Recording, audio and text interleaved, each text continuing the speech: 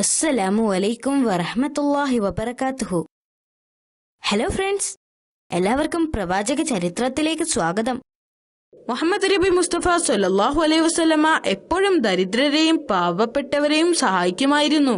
പ്രവാചകൻ തന്റെ ജനത്തിന്റെ അവസ്ഥയെക്കുറിച്ചോർത്ത് വളരെയധികം സങ്കടപ്പെട്ടു. അവിടെ ഉണ്ടായിരുന്ന ഒരു വിഭാഗം ആളുകൾ സൂര്യനെയും ചന്ദ്രനെയും തീനെയും എല്ലാം ആരാധിച്ചിരുന്നു. മറ്റു ചിലരാകട്ടെ വിഗ്രഹങ്ങളെയും ആരാധിച്ചിരുന്നു. ഈ ദൈവങ്ങളുടെ പേരും മഹത്വവും പറഞ്ഞ് ആളുകൾ തമ്മിൽ എപ്പോഴും യുദ്ധവും ആക്രമണവുമായിരുന്നു. ഇപ്പോൾ പ്രവാചകന് 40 വയസ്സ് തികഞ്ഞു. പലപ്പോഴും പ്രവാചകൻ ഒറ്റയ്ക്കിരിക്കുകയും തന്റെ ജീവിതത്തിന്റെ ഉദ്ദേശത്തെക്കുറിച്ച് ചിന്തിക്കുകയും ചെയ്യുമായിരുന്നു. താൻ ജീവിച്ചിരിക്കാനുള്ള കാരണം എന്താണെന്നും അദ്ദേഹത്തിന്റെ ജീവിതത്തിന്റെ ഉദ്ദേശം എന്താണെന്നുമുള്ള ചിന്തകൾ അദ്ദേഹത്തിന്റെ ജീവിതത്തെ നിരന്തരം ആശയക്കുഴപ്പത്തിലാക്കി. അദ്ദേഹം രാവും പകലും അതിനെക്കുറിച്ച് ചിന്തിച്ചുകൊണ്ടേയിരുന്നു.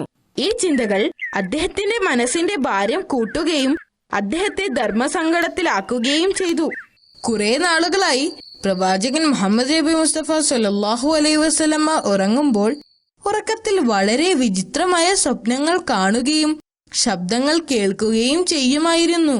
പ്രവാചകൻ തനിക്കുണ്ടായ അനുഭവം അദ്ദേഹത്തിന്റെ ഭാര്യ ഖദീജ റളിയല്ലാഹു അൻഹയോട് പറഞ്ഞപ്പോൾ ആ സ്വപ്നം അങ്ങേക്ക് ഉപദ്രവമുണ്ടാക്കില്ല എന്ന് പറഞ്ഞ് പ്രവാചകനെ ആശ്വസിപ്പിച്ചു. മുഹമ്മദ് നബി മുസ്തഫ സല്ലല്ലാഹു അലൈഹി വസല്ലമ കുറച്ചു നാളായി അദ്ദേഹം ഹിറാ പർവ്വതത്തിന്റെ ഗുഹയിൽ ഒറ്റയ്ക്കിരിക്കുകയാണ്. ഒരു ദിവസം രാത്രി പ്രവാചകൻ പതിവ് പോലെ ഹിറാ പർവ്വതത്തിലെ ഗുഹയിൽ ഇരിക്കുകയായിരുന്നു.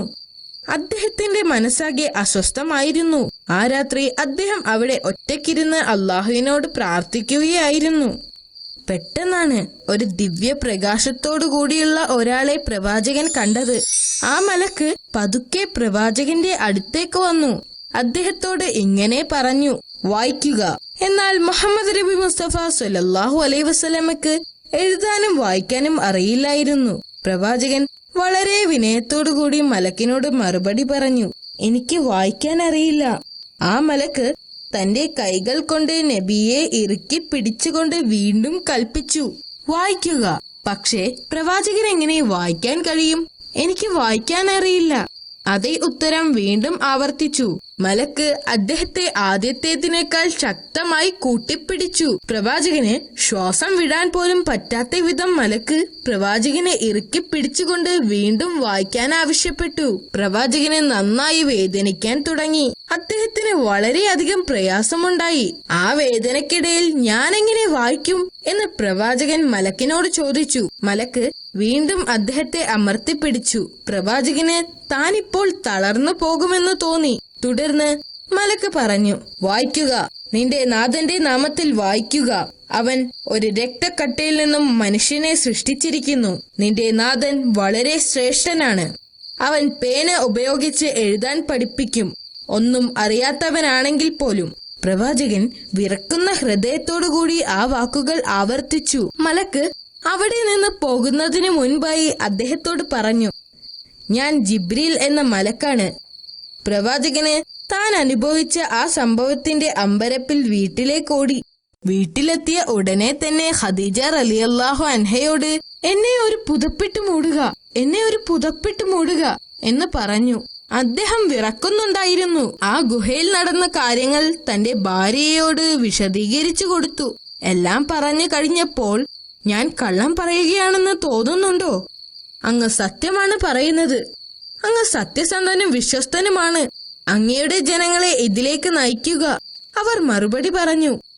തുടർന്ന് ഖദീജ റളിയല്ലാഹു അൻഹ അക്കാലത്ത് ജീവിച്ചിരുന്ന ഒരു മഹത് വ്യക്തിയായ വറഖത്ത് ഇബ്നു നൗഫലിന്റെ അടുത്തേക്ക് ചെന്നു.